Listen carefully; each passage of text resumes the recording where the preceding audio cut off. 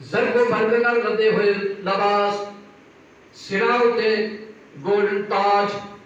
سونے تے ہیرے جواہرات دے نال لدے ہوئے تاج، پیراں دے اندر خصے، سونے دیا زینہ پہنے، ہتھاں دے تلوار پہنے، لوہے دیا زرہ پہنے،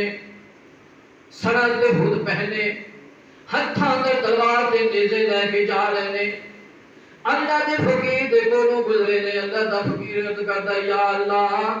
سونیا میں تیرے بارگاہ دے اندر دن رات تیری عبادت کرنا وا، تیرے اگے جھکنا وا سونیا۔ اے دنیا دار لوگ سونے تے ہیرے جواہرات دے لدے ہوئے لباس پہنے جا رہے نے، یا اللہ اس تو زیادہ حقدار تے اسی ہاں۔ اللہ والوں نے کہا اے میرے بندے فکر نہ کر، تیری بادشاہی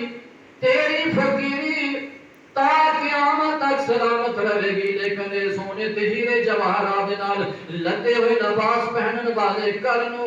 حراست اندر، کل نو قید اندر ہون گے۔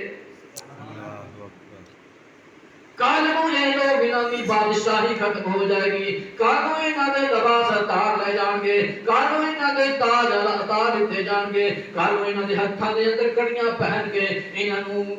بندی بنا کے قید خانیاں اندر ڈال دیتا جائے گا۔ اس فقیر نے ویکھیا،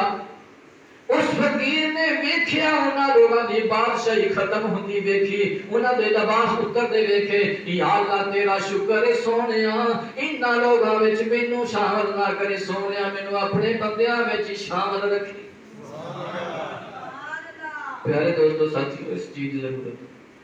کہ اسی اللہ کی رضا تے رہ کے سونے نبی نال محبت کریے،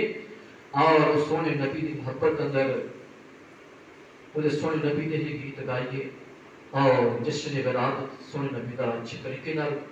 آسان طریقے نال منانے کی کوشش کریے۔ اللہ تعالیٰ سے توفیق عطا فرمائے۔